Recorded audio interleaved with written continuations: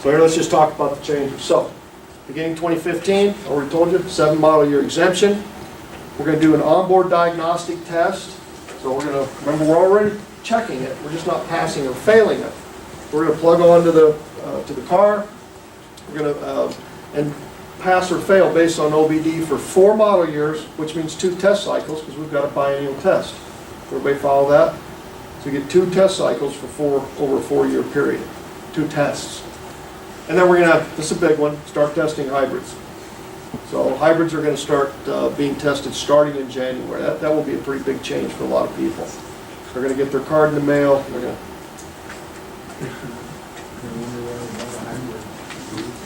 and that'll be 96 and newer for the hybrids.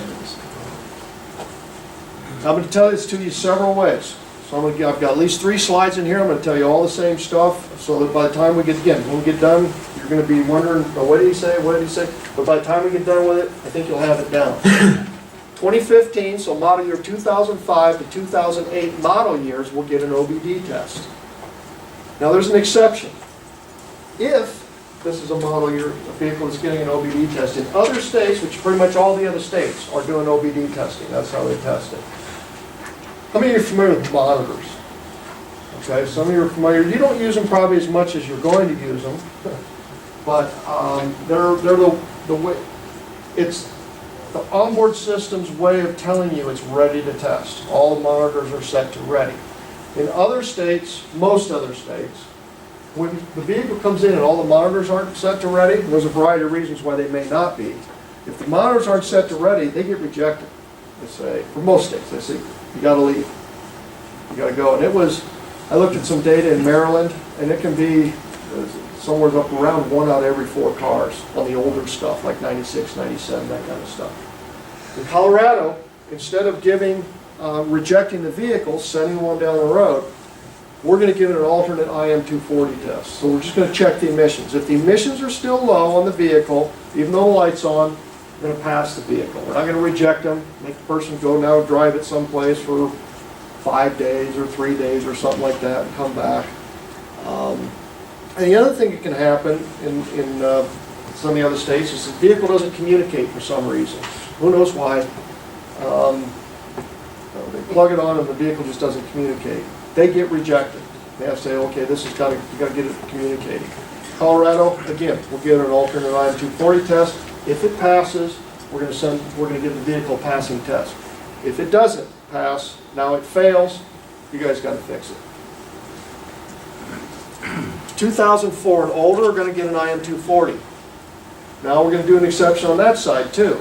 Today, in a lot of cases, if it can't get tested on the IM240 for some reason, it may get rejected. You say, okay, you got to get this thing so it fits on the dime. Depends on why, if they've got panels on the side or something like that where it doesn't fit down the cradle. Some vehicles will allow to be tested, but other vehicles we reject them. In those cases, if it's an OBD vehicle, which means it's got to be 96 and newer, but if it's an OBD vehicle, we'll allow an OBD test on that one as opposed to rejecting them for the IM240.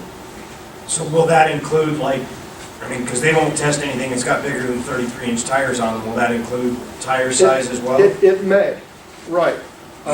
Something that is being worked on is a dime system that would be a couple stations, and the person may be able to get some of those taller tires, but we're still working out all the details on that right now. In the interim, that may be an alternate, that may be something available to with the OBD system.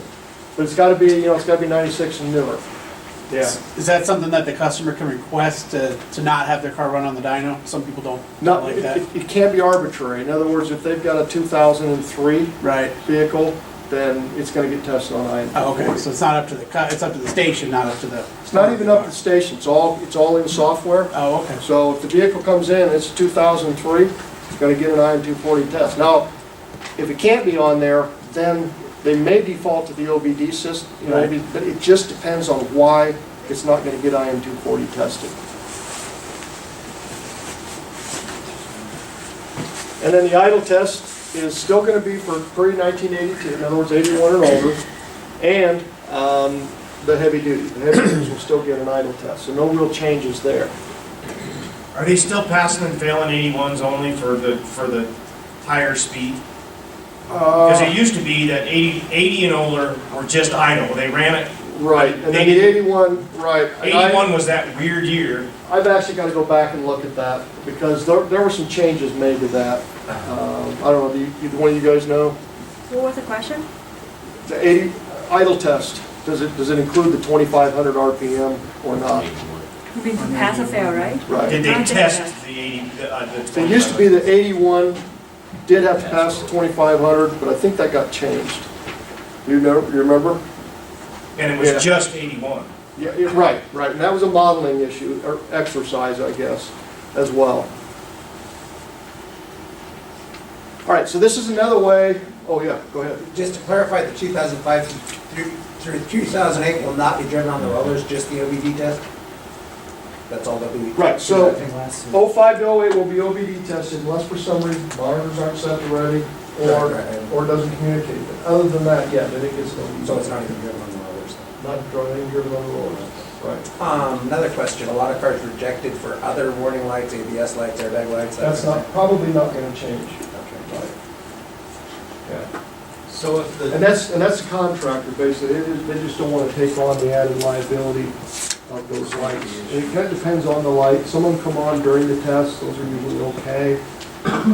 But, you know, if they got an overheat light, got an oil light, then they I can- understand those it depends on the light, yeah, which one it is. I had one they actually sent up because the temp gauge read cold. Yeah, I mean, how is that a danger in any way to anything? probably not a danger, although I don't know if you'd want to test it with that cold light on, because it. When a cold light, the gauge just didn't come off cold. Yeah, but. Yeah, I mean, test it so it fails. I didn't understand that one at all. Right, and the only thing you can do there is talk to the contractor about that. Call EnviroTest, they got that 800 number, and ask them, hey, why did you do this? If you think that the test was done wrong for some reason, then call the Department of Revenue. They can, they'll investigate it, they'll look at it. If it's done wrong, then they'll make them do it right. If it's not, then, and I'd recommend you guys do that. You know, if you think the test isn't being performed correctly, give Revenue a call, because they act on it. They'll investigate, they'll look at it, and they'll make a determination. if check engine light is on an 05 to 08, will it fail automatically with the emissions test at this point then? Yes, Where in the past it didn't? when it passed, it did not, correct. So if the program, they're gonna fail. For the 05 to 08. Now, if it's an IM2, let's say it's an 03, then it won't fail for the So check it's the engine old, lights. it's like the old, like it used to be, as far as the old 4 and older. The way you're talking about when we did it in the past, yeah, the problem, Yeah, I've never had a customer have one fail because the light was on. right, because that got changed in 2003, because they were actually not just doing OBD, that wasn't an OBD thing, that was just any check engine light, which, you know, they could go on for seatbelts or something. I mean, you know, they had a variety of reasons they could go on. That's why, when we looked at the data and looked at the emissions reductions for those check engine lights, you know, back in the late 80s and so on, there wasn't very much emissions reduction. So that's why that went away. Okay. This is different though now, because this is OBD. OBD's focused on emissions. So we have somebody come in with an 05 to 08 with the light on, we can tell them, hey, you're not gonna pass emissions with this light on. Or they'll just have to do the IM240? No, if it comes in and the light's on, it fails. It will not get an IM240 at that point. It's done, it So fails. that's the change there. That's a big change, yeah, exactly.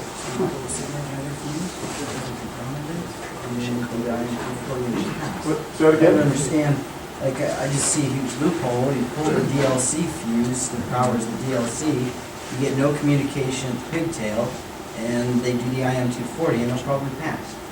well, if it passes, then the emissions aren't affected that much.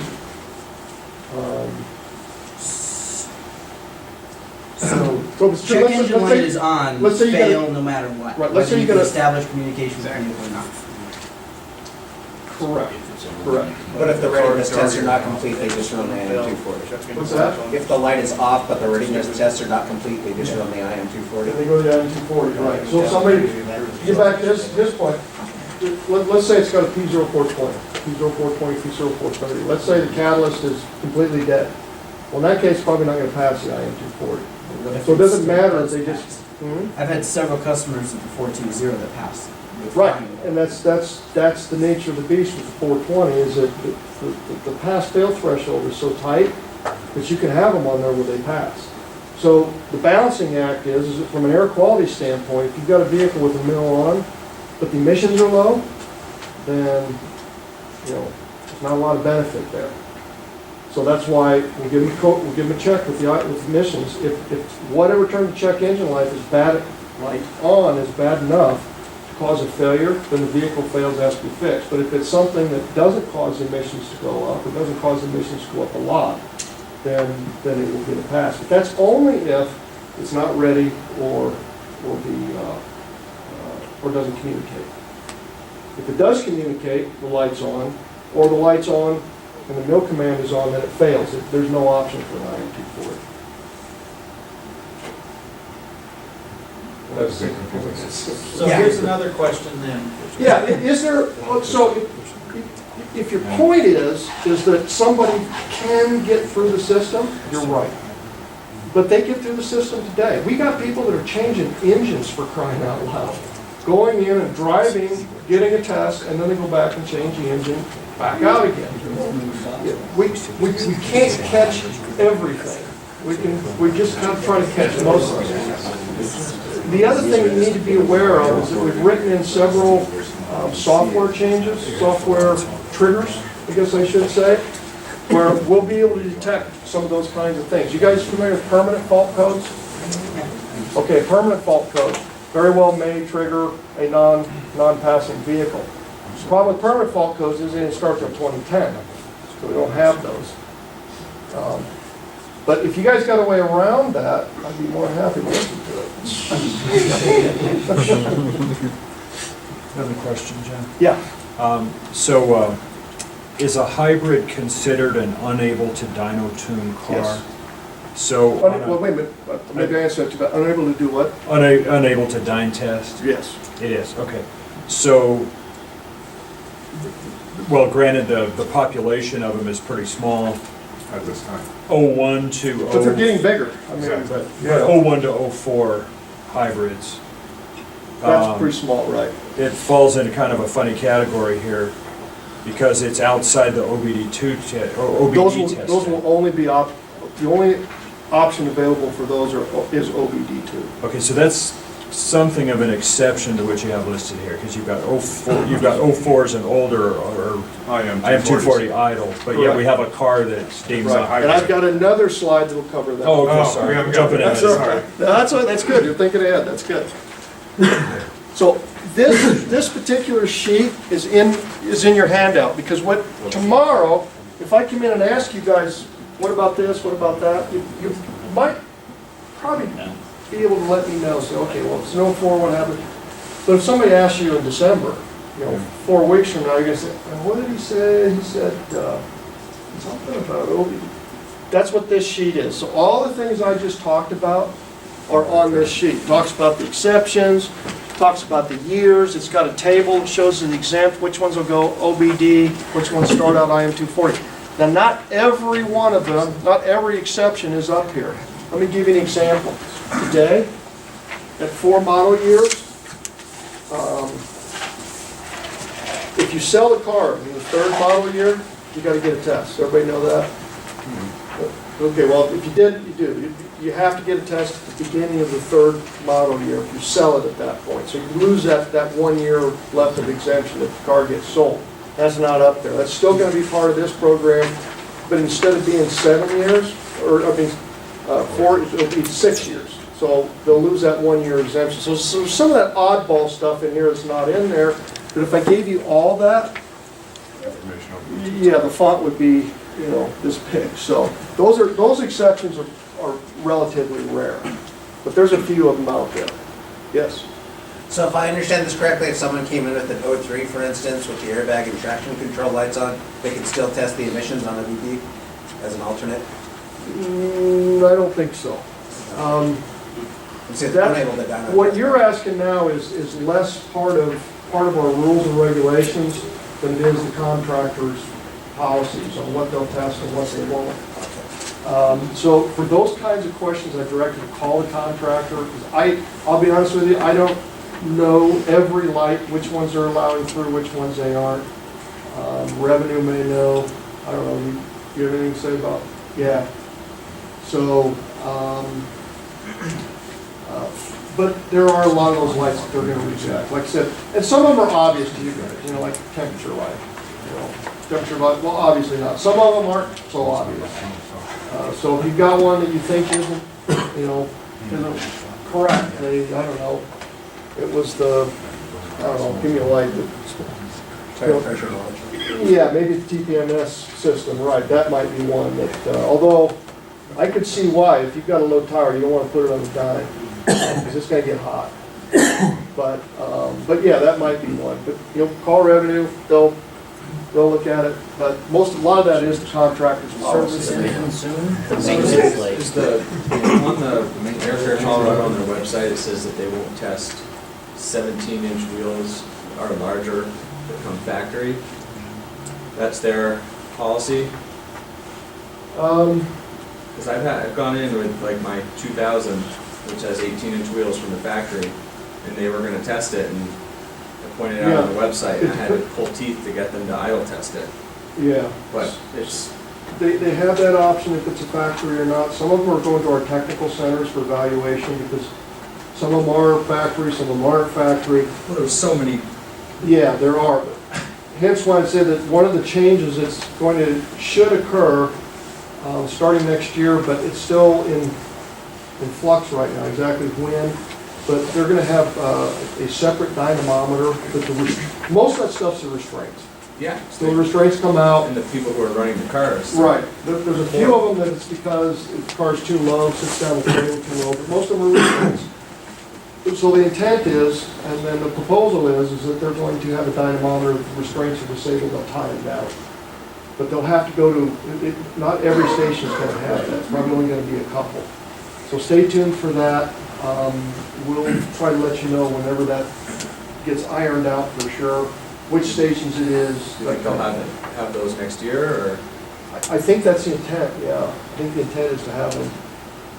I've seen a lot of cars damaged Yeah. from, 17-year-old kids running them on a dyno, and they don't know what they're doing, and Well, the scratched restraint, wheels, yeah, and broken bumpers, and. Yes, it's not so much, or really shouldn't be so much the driver, because it's the restraint system that's not engaging the Right, tire. but you've got drivers in there that don't know how to modulate the throttle either, or don't know how to read them. I mean, it's all over the board. I've seen low cars with low profile tires with guys that are experienced or straight. Right. And you get another guy in there and he's walking all over the place, and, you really. Yeah, if it's the same car, that's true, but one of the things, the driver can initiate that oscillation, the front end alignment can do it as well. Right. If the front end alignment isn't dead on, it can initiate that. Yeah, and I've seen it where a car will come in, I'll take a customer's car in, and I'll watch it go, and it'll be smooth, and then the car will fail, we'll go back and we'll do work to it, bring it back, another guy will run it, and he's all over the place. And Yeah. I've seen him jump it off before, same car. Yeah. Driver, that's driver training, or, driver training issue. If you're doing something wrong, call revenue. So, all right, so I'm gonna give you another way to look at that. Yeah. Just on that last line, I was asking a question, what is the meaning of that center line there where it says alternate OBD test for cars that are unable to dyno test? So where we're at? Right after model year 2004 and older, IM 240 test. Third bullet right here? Unable to dyno test. Yeah, again, here's an example. Let's say we've got a vehicle, a truck that's over 125 inches, that's an all-wheel drive. Okay, so we've got all-wheel drive dynes in the lanes, but they'll only go out to 124 or something like that. So if it's 125 today, it's getting an idle test. Starting in January, now it's going to get an OBD test. Because most of the cars that I see with the unable to test are usually because of a traction control light or a airbag light or something like that. Yeah, those may not get an OBD test, because it depends on the light again. You have to call the contractor, because some of those, it's not so much an issue of putting it on the dyne, it's an issue that they don't want to have control of the vehicle if it's got some kind of damage, and they're going to be responsible for it later. Right. So another way to look, so we're sure that, I'm going to give you another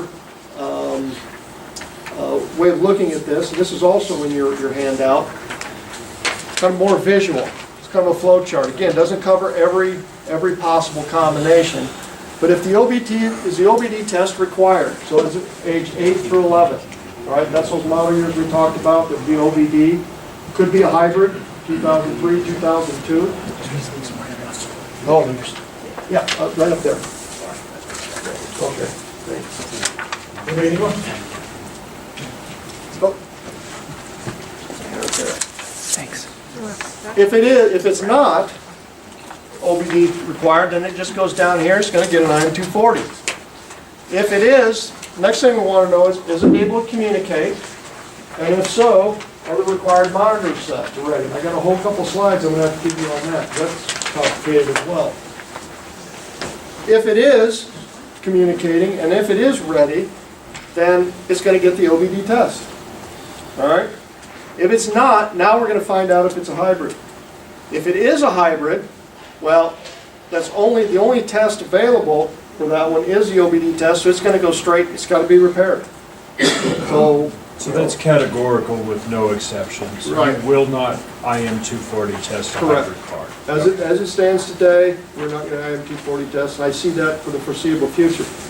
What's going to make this messy is, there's some vehicles that, we give them all kinds of names, low hybrids, those kinds of things. There might be some of those that are testable on IM240 perhaps, but there's no list of those anywhere. It's a possibility, I guess I could get on there, but as of today, no. If it's a hybrid, then If it's a hybrid, it's got to be, OBD. yep, it's got to have the readiness monitor set to ready, and it's going to have to communicate. So if they turn up and someone has cleared the codes and the readiness monitors are not ready, they fail and they get Well, they sent don't for fail, they repair. get rejected. They get rejected, they Yeah, get sent which for is, to repair. the motorists, it doesn't really matter, because they're not leaving with a passing test. Right, But- correct. Right, Gotcha, yeah. okay. If it's not a hybrid, then we want to, can it be OBD inspected? For instance, let's say it's one of those trucks, over 125 inches. We can't put it on the IM240 dynamometer, therefore, we're going to have to fix the OBD system on that vehicle. But if it can be tested on IM240, then it gets an IM240 test. Okay? Does that help clear some of that? It is a complicated system, but hopefully we're giving you the tools with the handout that you can, if somebody gives you a question, you can kind of look up yourself and say, yeah, your car should get this, or your car should get that. Now for the motorists, a lot of it, whether their car's going to get tested or not, it's pretty simple. They get the card from the county. If it says emissions test required, they're going to go get emissions test. At the test station, it's all driven by software. The inspectors aren't having to pick things and push buttons. It's all driven by the software. The software will know which test it's supposed to get, and it will get that test when it comes in. Yes? So if I have one of these cars that comes in for an OBD2 test, the car fails, comes to me, I fix the problem, I clear the code. Now when the car goes back over, it's going to say that the monitors haven't been run yet unless I go Do a drive few it. drive The cycles. monitor's been run. Right. So now it's going to go through an IM240? No. When it just failed for an OBD2? Now, on a retest, it's going to have to get, you have to go back with the codes set to ready. So we have to get the monitors Yeah. set before we... So once it bring starts on a path, whatever that path is, IM240 or OBD, it's got to complete that path. So the monitors have to be... Yeah. set. So if it, and this is a good point, so if it goes on to an IM240 test, right, for, let's say it doesn't communicate, goes to IM240, motors can't come back and say, okay, well now I want an OBD test. Like, once it failed for the IM240, if that's in fact what happened, it's got to get fixed for the IM240. So it has to pass the test that it failed.